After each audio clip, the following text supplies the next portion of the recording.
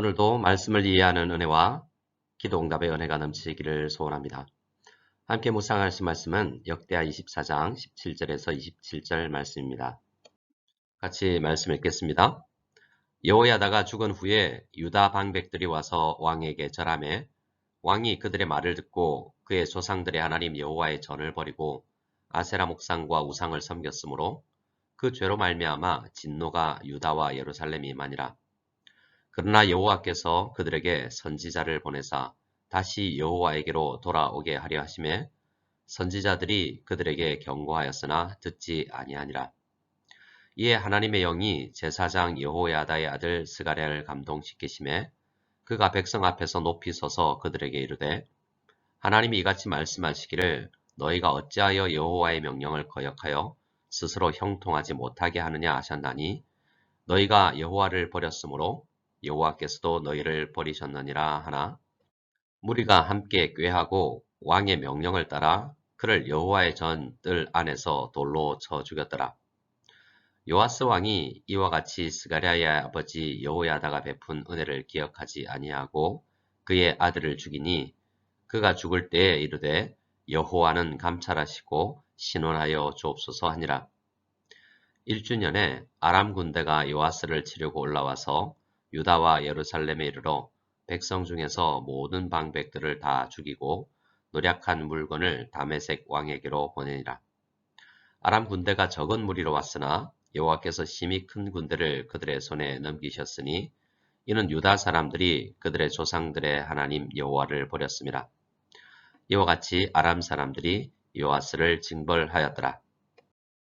요아스가 크게 부상함에 적군이 그를 버리고 간 후에 그의 신하들이 제사장 여호야다의 아들들의 피로 말미암아 반역하여 그를 그의 침상에서 쳐 죽인지라. 다윗성에 장사하였으나 왕들의 묘실에는 장사하지 아니하였더라. 반역한 자들은 암몬 여인 시므아세 아들 사밧과 모압 여인 시므리세 아들 여호사밧이더라.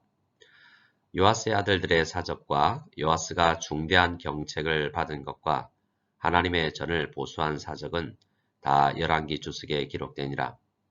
그의 아들 아마샤가 대신하여 왕이 되니라. 아멘. 오늘도 요아스 왕에 대해서 함께 생각해 보고자 합니다. 요아스 왕은 어린 나이 7살에 왕이 되었습니다. 왕이 되기 전 6년간은 여호야다 부부가 성전에서 그를 양육해 주었습니다. 그리고 왕이 된 이후에도 여호야다는 그를 도와서 남유다를 잘 통치해 나갈 수 있도록 공동정치를 했습니다. 하지만 여호야다가 죽은 후에 요아스 왕은 돌변하게 되는데요. 그 이유를 17절에서는 유다 방백들이 와서 왕에게 절하매라고 이야기하고 있습니다. 왕에게 절했다라는 것은 특별한 의미가 없어 보이지만 구약 성경에서는 오직 하나님께만 사용하는 말입니다. 한 곳 외에는 모두 하나님께만 사용된 용어라는 것입니다. 이 말은 유다 방백들이 그에게 와서 잘못된 조언들을 하기 시작했다라는 의미입니다. 여호야다가 살아있을 때는 여호야다가 실권을 가지고 많은 권력을 사용했지만 유다 방백들이 언젠가 여호야다가 죽고 나면 그들이 실권을 가지고자 했고 기회가 왔기 때문에 그들은 왕에게 가까이 가서 잘못된 조언들을 하기 시작했던 것입니다. 아마도 유다 방백들은 북이스라엘의 길을 따랐던 사람들인 것 같습니다. 안타깝게도 요아스 왕은 그 유다 방백들의 잘못된 조언들을 듣고 그의 조상들의 하나님 여호와의 전을 버리고 아세라 목상과 우상을 섬겨 버렸습니다. 어떻게 하나님 여호와의 전을 버릴 수가 있었을까요? 모든 성도가 그러하지만 특별히 요아스 왕에게는 하나님 여호와의 전 성전은 특별한 곳이지 않습니까? 어려서 6년간 그의 목숨을 보호해 준 곳이고 또 그가 사랑으로 애착을 가지고 보수하였던 특별한 애착이 가는 곳이지 않겠습니까?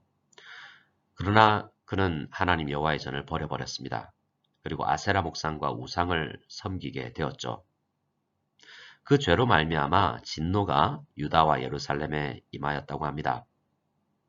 그러나 아직 하나님 여호와의 은혜는 그를 떠나지 않았습니다. 19절 말씀을 보면 여호와께서 그들에게 선지자를 보내사 다시 여호와에게로 돌아오게 하려고 하셨습니다. 하나님께서 그를 사랑하셔서 하나님의 말씀을 가지고 온 선지자들을 그들에게 보내주셔서 다시 여호와에게로 회개하고 돌아오게 하려고 했다는 것입니다. 그만큼 하나님은 아직도 요아스를 사랑하십니다. 그러나 유다 방백들과 요아스 왕은 그 경고를 듣지 않았다라고 합니다. 참으로 안타까운 현장이죠. 그러나 하나님은 여전히 요아스 왕을 사랑하십니다. 그를 어려서부터 보호하신 하나님께서 왕이 되게 하였고 그가 변절하였으나 아직도 하나님은 그를 버리지 않으신 것입니다. 그래서 한 번 더 제사장 여호야다의 아들 스가랴를 감동시키셔서 그에게 보내십니다. 그리고 마지막으로 그에게 권면을 하죠. 스가랴는 그에게 이렇게 이야기합니다. 어찌하여 여호와의 명령을 거역하여 스스로 형통하지 못하게 하느냐 하셨나니 너희가 여호와를 버렸으므로 여호와께서도 너희를 버리셨느니라 라고 말했습니다. 하나님 여호와를 버리면 여호와께서도 성도를 버린다라는 말은 역대기에서 면면이 흘러가는 중심 주제이죠. 이 말씀에 이 스가랴 선지자의 말에 요아스 왕은 어떻게 반응하였을까요? 유다 방백들과 요아스 왕은 돌이키지 않았습니다. 오히려 무리가 함께 꾀하고 왕은 명령을 내려서 스가랴 선지자를 여호와의 전 뜰 안에서 돌로 쳐 죽인 것입니다. 여호와의 전 뜰 안에서 살인을 저지른 것이죠. 앞서 말씀에서 우리는 여호야다는 악한 사람이었던 아달랴조차도 여호와의 전 안에서는 죽이지 말라고 이야기를 했지 않습니까? 그러나 그들은 여호와의 전 거룩한 곳에서 살인을 저지른 것입니다. 그만큼 그들은 하나님에게서 멀리 떨어졌던 것이죠.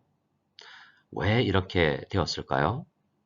22절 말씀은 요아스 왕이 이와 같이 스가랴의 아버지 여호야다가 베푼 은혜를 기억하지 아니하였기 때문이다 라고 이야기하고 있습니다.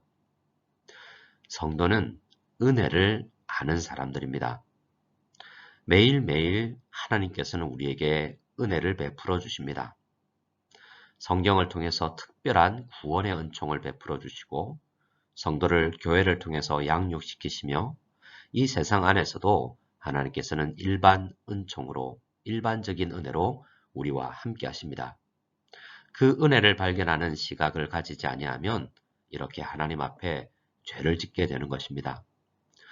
하나님의 은혜를 알고 하나님의 은혜를 깊이 묵상하고 이해할수록 우리는 하나님에게 순종하고 영광을 돌릴 수가 있고 하나님의 베푸신 그 은혜를 멀리 떠나서 하나님의 은혜를 반역하면 이렇게 하나님 앞에 죄를 저지를 수 있게도 되는 것입니다.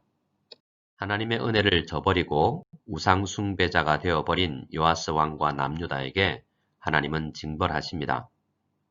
1년이 지나서 아람 군대가 요아스와 남유다를 치러 온 것입니다.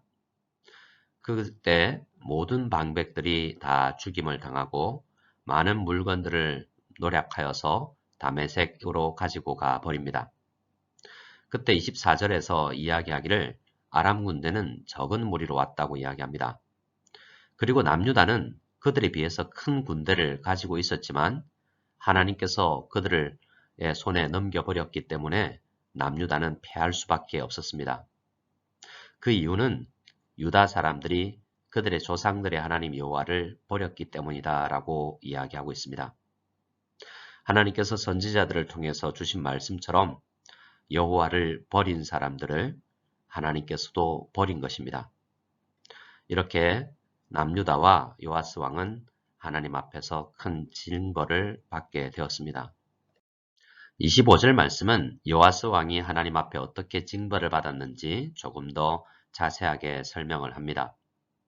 요아스 왕은 전쟁을 통해서 크게 부상을 입었는데요. 적군이 그를 발견하였지만 오히려 그를 버리고 갔다라고 이야기합니다. 전쟁터에서 장수가 죽게 되면 그가 전사한 게 되지만 그는 전사를 당하지 않고 부상을 입고 적군에게 버림을 받았습니다. 하나님께도 버림을 받았지만 적군에게도 버림을 받은 것이죠. 그래서 그는 누군가의 도움으로 인해서 치료차 침상에 누워 있었는데요. 그의 신하들에게조차 버림을 받았다라고 이야기하고 있습니다.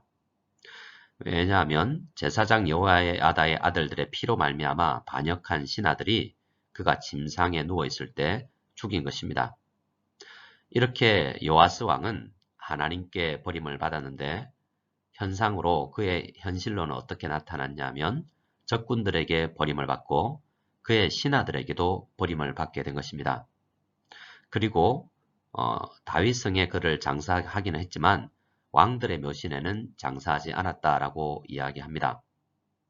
그만큼 지금 요아스 왕은 조상들의 묻힐 수 없을 정도로 온 국민들의 온 백성들에게서 버림을 받은 것입니다. 요아스 왕은 누구보다도 큰 은혜를 받은 사람이라고 하겠습니다.